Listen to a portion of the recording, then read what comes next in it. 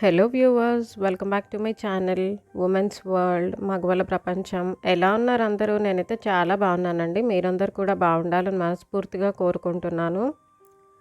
ఇవాల్టి మన వీడియో వచ్చేసి కార్తీక మాసం స్పెషల్ అన్నమాట. కార్తీక సోమవారం వ్రత కథ గురించి ఈ వీడియోలో మనం తెలుసుకుందాము. మరి ఇంకెందుకండి ఆలస్యం, వెళ్ళిపోదాం పదండి వీడియోలోకి. యమునా నది తీరంలో పరమ పావనమైన ఒక దివ్య దేశం ఉండేది. ఆ దేశాన్ని చిత్రవర్మ అనే రాజు పాలించేవాడు. ఇది కృతయుగానికి సంబంధించిన కథగా చెప్పబడుతున్నది స్కాంద పురాణంలో. ఎందుకంటే ఇందులోని పాత్రలు దివ్యమైన ఇతిహాస పాత్రలు, పురాణ పాత్రలు. వారి కాలం పరిశీలిస్తే కృతయుగం నాటిది.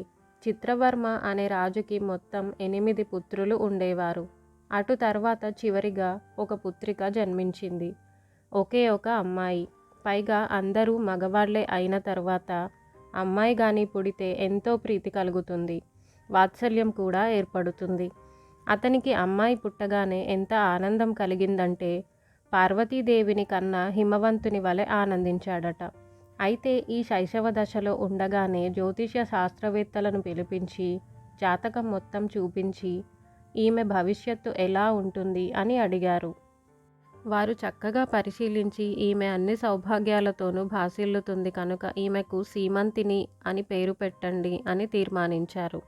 జ్యోతిష్య శాస్త్రవేత్తలందరూ ఆమె యొక్క జాతక ఫలాలని చెప్పారు. ఈమె గొప్ప స్త్రీ అవుతుంది. సరస్వతి వలె అన్ని కళల్లోనూ రాణిస్తుంది. రతీదేవి వంటి సౌందర్యము కలదు. దమయంతి వంటి పాతివ్రత్య శోభ కూడా ఉంటుంది. అరుంధతి వంటి తేజస్సు కలది. ఇలా అనేక రకములు వివరించారు. లక్ష్మీ కళలతో తేజరిల్లుతుంది. ఈమె నిత్యము పాతివ్రత్యంతో సౌభాగ్యంతో కలకాలం కలకలలాడుతూ ఉంటుంది. ఈమె ఆయుష్ గొప్పదే, సౌభాగ్యము కూడా గొప్పదే అని చెప్పారు. అయితే అందరు పండితులు ఇదే అభిప్రాయం చెప్తే ఒక్కరు మాత్రం జాతకంలో ఒక దోషం కనపడుతుంది అని అన్నారు. అదేంటంటే వివాహమైన కొద్ది కాలానికే ఈమె భర్తను కోల్పోవలసి రావచ్చు అని సూచన చూపించారు. ఈ మాట వినగానే రాజు హతాశుడయ్యాడు. ఇది చాలా దుర్భరమైనటువంటి మాట. కానీ అది మనసులోనే అట్టిపెట్టుకున్నాడు. మొత్తానికి పిల్ల పెరిగి పెద్దదయ్యింది. అక్షరాభ్యాసము మొదలైనవి అన్నీ జరిగాయి. బహుశాస్త్ర గ్రంథములు పరిశీలించినది. గొప్ప విద్యా ప్రవీణురాలయ్యింది. కృతయుగం నాటి కథ. అంటే అప్పటికే స్త్రీలు ఏ విధంగా పెరిగేవారు, ఎంత విద్యను పొందేవారు, ఎంత గౌరవంతో ఇంట్లో పూజింపబడేవారు అనేది తెలుస్తున్నది. అందుకు స్త్రీ సంతానం కలిగితే సంతోషించాలి, మహాలక్ష్మి అవతరించినట్లే అని భావించాలి. అలా ఆమె విద్యలో కూడా చాలా ఉన్నతురాలయ్యింది. అయితే ఈమె దగ్గరున్న చెలికత్తెలలో ఒక ఆమె ఒక రోజున మాట్లాడుతూ చెప్పింది, చిన్నప్పుడు నీకు జాతకాలు చూపించినప్పుడు ఒక వార్త విన్నాం, నీకు తెలుసా అన్నది. నాకు తెలియదు అన్నది. అమ్మాయికి ఈ విషయం తెలియనివ్వలేదు తండ్రి. స్త్రీ చాపల్యం చేత ఆ చెలికత్త చెప్పివేసింది, వివాహమైన కొంతకాలానికే భర్త నీకు దూరం అవుతాడట అని. వెంటనే ఈమె చాలా బాధపడింది. ఎందుకంటే వివాహం వయస్సు దగ్గరికి వస్తూ ఉంది. ఈ వార్త విన్నది. అంతకంటే బాధాకరమైన విషయం ఇంకేముంటుంది? ఎలా ఈ దుఃఖం నుంచి బయటపడాలా అని ఆలోచిస్తుంది. ఎందుకంటే మనకి సూచిస్తూ ఒక చెడు జరగబోతోంది అని కనపడుతున్నప్పటికీ భగవారాధన వల్ల బయటపడొచ్చు. ఇది శాస్త్రం చెప్తుంది. ఈ తల్లి ఆలోచన చేసి ఏ విధంగా బయటపడాలా అన్న యోచనలో ఉన్న సమయంలో ఆమెకొకటి స్ఫురించింది, గురువులను ఆశ్రయించాలని. ఇది చాలా ముఖ్యమైన విషయం. ఏ సమస్య వచ్చినా బెంబేలు పడకుండా ఎలా తరించాలో గురువును ఆశ్రయించి తెలుసుకోవాలి. ఎందుకంటే శాస్త్రం సమస్యలతో పాటు పరిష్కార మార్గములు కూడా చాలా చెప్పింది. ఆమె వాళ్ళ యొక్క గురువైనటువంటి యాజ్ఞవల్క్య మహాముని భార్యను ఆశ్రయించింది. ఎందుకంటే ముత్తైదువుగా దీర్ఘ సుమంగలిగా ఉండాలి అనే ఉద్దేశంతో ఉన్నది కనుక దీర్ఘ సుమంగలిగా ఉన్నటువంటి ఋషిపత్నిని ఆశ్రయించింది. అందున యాజ్ఞవల్కుని భార్య మైత్రేయి సామాన్యురాలు కాదు. ఉపనిషత్తులలో ఈమె గురించి చెప్పబడింది. గొప్ప బ్రహ్మజ్ఞాన సంపన్నురాలు. అలాంటి ఆ మైత్రేయి వద్దకు వెళ్ళింది. గొప్ప గొప్ప వ్రతములని శ్రమతో నియమంతో చేసి శివుణ్ణి మెప్పించినటువంటి ఆ పెద్ద ముత్తైదువ అయిన ఆ మైత్రేయిని ఆశ్రయించింది. అప్పుడు మైత్రేయి తల్లి, ఏమిటి నీ కోరిక అంటే ఆమె పాదములకు నమస్కరించి అడిగింది. గురువును ఆశ్రయించేటప్పుడు ఎంత వినయంగా అడగాలో ఈ తల్లి దగ్గర నేర్చుకోవాలి. ఏ సత్కర్మ చేయడం వల్ల చక్కని సౌభాగ్యం వర్ధిల్లుతున్నదో, దీర్ఘ సుమంగళీత్వము లభిస్తుందో ఆ విధమైన సత్కర్మను నాకు ఆనతివ్వు. ఎందుకంటే బహుశాస్త్రములు తెలిసిన దానవు. గురువు ద్వారా వచ్చిన ఉపాయాన్ని ఆచరించిన వారు ధన్యులవుతారు కనుక శరణ్యవైన నిన్ను శరణు వేడి అడుగుతున్నాను. కరుణించి దీర్ఘ సుమంగళి అగునట్లు అనుగ్రహింపవలయు. అప్పుడు మైత్రేయి బాగా ఆలోచించి ఒక ఉపాయాన్ని చెప్పింది. ఓ రాజకన్య విను. శ్రీగౌరిని శాంకరిని నీలకంఠయుతముగా ఆరాధింపుము. గౌరీదేవిని ఆరాధించాలి. ఎలాగంటే నీలకంఠుడైన పరమేశ్వరునితో ఉన్న గౌరీదేవిని ఆరాధించాలి. అక్కడ పెద్ద ముత్తైదువ గౌరీదేవి.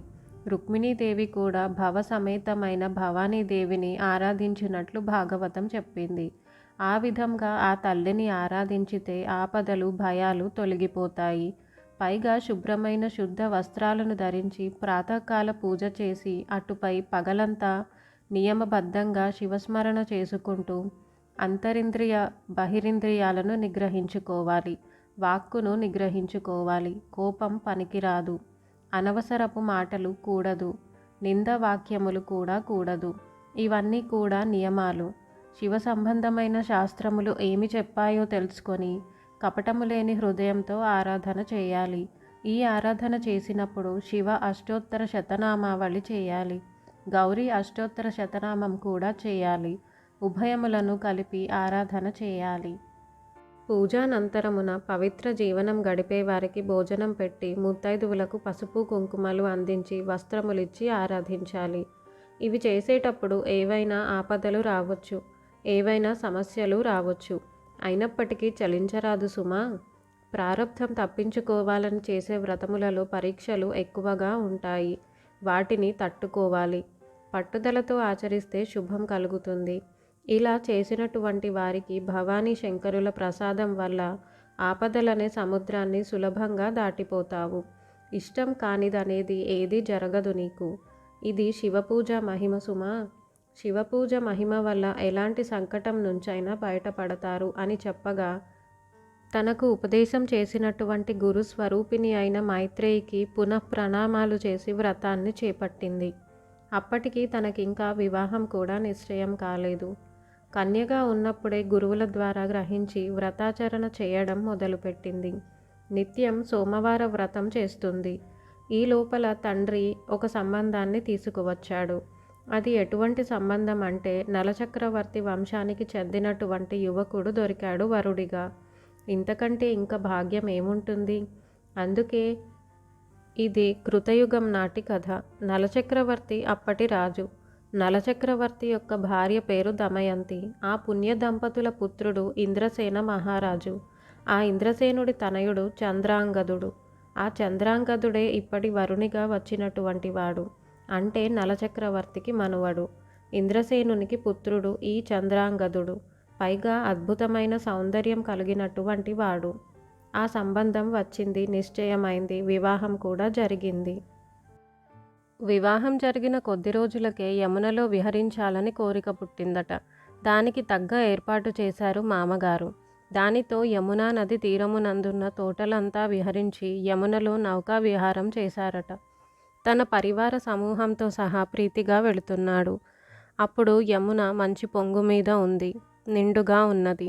కొంత దూరం వెళ్ళేసరికి యమున పొంగు ఉధృతమై పడవ కొట్టుకుపోయింది. పడవ కొట్టుకుపోయిందనే వార్త మామగారికి తెలిసింది. మామగారు చాలా బాధపడి యమునా నది తీరానికి వచ్చి విలపించారు. మొత్తం ఊరు ప్రజలందరూ కూడా బాధపడ్డారట. అందరి మృతదేహాలు వచ్చాయి, కానీ ఈ చంద్రాంగదుని మృతదేహం మాత్రం రాలేదు. అంటే మృతదేహం కూడా దొరకనంతగా కొట్టుకుపోయాడు అని భావించారు వీళ్ళందరూ. చాలా దుఃఖితులయ్యారు. కూతురికి ఎలా చెప్పాలా అని చూస్తున్నారు. మృతదేహమా కనిపించలేదు, కానీ మరణించాడు అనడానికి సంపూర్ణమైన ఆధారాలు కనపడుతున్నాయి. ఈ మాట చెప్పలేక చెప్పినప్పటికీ గురువాక్యముల యందు విశ్వాసం చేత, భగవంతుని యందు శ్రద్ధ చేత ఇది ఒక కష్టము, కష్టం వచ్చినప్పుడు కూడా చలించకూడదు అని చెప్పినది కనుక గురువాక్యాన్ని ఆధారం చేసుకొని శివారాధన కొనసాగిస్తున్నది. ఈ వార్త తెలిసిన ఇంద్రసేన మహారాజు చాలా దుఃఖితుడయ్యాడు. అతని బాధ చెప్పలేనంత. ఎందుకంటే కన్న తండ్రి కదా. ఆ బాధతో అతడు రాజకార్యములను కూడా విస్మరించిన దశను గమనించి దాయాదులు అతనిని బంధించి చెరసాలలో పెట్టి రాజ్యాన్ని కైవసం చేసుకున్నారు. ఈమె మాత్రం చెక్కు చెదరకుండా శివారాధన చేస్తున్నది. అలా 3 ఏళ్ళు గడిచాయి. యమునా నదిలో మునిగిపోయిన చంద్రాంగదుడు చిత్రంగా ఆ నది యొక్క లోతులోకి వెళ్ళిపోతుండగా కొందరు నాగకన్యలు అక్కడికి వచ్చారు. ఆ దివ్యమైన యమునా నది లోపలి భాగాలలో మునిగిపోతుంటే చూసి పట్టుకున్నారట. వాళ్ళు ఇతడి తేజస్సు చూసి మనస్సుకి ఏమనిపించిందో కానీ క్షేమంగా నాగలోకానికి తీసుకువెళ్ళి ఉచితమైన ఉపచారములు చేసి విశ్రాంతినివ్వగా అక్కడికి నాగరాజ్యాన్ని పాలించే దివ్య సార్వభౌములలో ఒకడైన తక్షకుడు వచ్చాడట. అతడు వచ్చి ఇతని చరిత్ర అంతా తెలుసుకొని అతిథిగా వచ్చిన ఈయనకి అన్ని విధములైన సౌకర్యములు ఆతిథ్యములు సమర్పణ చేసి అటు తర్వాత కూర్చొని కబుర్లాడుతూ, నువ్వు ఈ విధంగా క్షేమంగా ఇక్కడికి రావడం ఉన్నదే, అది నీ యొక్క సౌభాగ్యం, అందులో సందేహం లేదు. నువ్వు ఇలా బయటపడ్డావు అంటే నీకు దైవానుగ్రహం ఉన్నది. నువ్వు ఏ దైవాన్ని ఆరాధిస్తున్నావు అది చెప్పు అని అడిగాడట. అప్పుడు ఒకసారి తన ఇష్టదైవాన్ని తలంచుకొని చంద్రాంగదుడు చెప్తున్నాడు. సర్వ ప్రపంచానికి దేవతలకు కూడా ఎవరైతే దేవుడో, ఎవడు ఈశ్వరుడో, ఆ విశ్వేశ్వరుడు, ఆ సర్వేశ్వరుడు, ఆ సాంబ సదాశివుడు నాకు ఇష్టదైవము. ఏ దేవుడిని దేవతలలో మహాదేవుడు అని అంటారో మహాదేవ శబ్దమే చెప్తున్నది ఆయన సర్వదేవతా శ్రేష్ఠుడు అని. అట్టి ఉమాపతిని ఇష్టదైవంగా కొలుచుకుంటున్నాను అన్నాడు చంద్రాంగదుడు. అది విన్న తక్షకుడు సంతోషించి, శివభక్తులను పూజించడం శివుడిని పూజించడమే. అందుకు నీకు తృప్తి కలిగేలా నీకు అన్ని ఆతిథ్యములు అందించి ఇక్కడే నిన్ను ఉండమని కోరుకుంటున్నాం అంటే అప్పుడు చంద్రాంగదుడు ఇలా అన్నాడు. ఎన్ని ఉన్నప్పటికీ నాకిది విదేశమే, నా దేశానికి వెళ్ళే ఏర్పాటు చేయమని ప్రార్థించాడు. అప్పుడు తక్షకుడు అన్ని ఏర్పాట్లు చేశాడు. అంతేకాదు దివ్యమైన తన యొక్క పరివారాన్ని ఇచ్చి పంపించాడట. ఒక గుర్రాన్ని ఇచ్చాడట. ఆ గుర్రం కానీ ఎక్కితే ఎక్కడికి అనుకుంటే అక్కడికి వెళ్ళగలరు. అలాంటి కామయానమైన తురగాన్ని ఇచ్చాడు. ఆ తురగాన్ని స్వీకరించి తన దేశానికి తిరిగి క్షేమంగా చేరుకున్నాడు. తిరిగి వచ్చిన భర్తను చూసి ఆనందించింది. అది కూడా ఎలా అంటే ఆ రోజు సోమవార వ్రతం చేసి ఆ శివుని యొక్క పార్థివ లింగాన్ని యమునా నదిలో కలపడానికి వెళుతూ ఉంటే ఆ నదిలోంచి గుర్రంతో వస్తూ కనపడ్డాడట భర్త.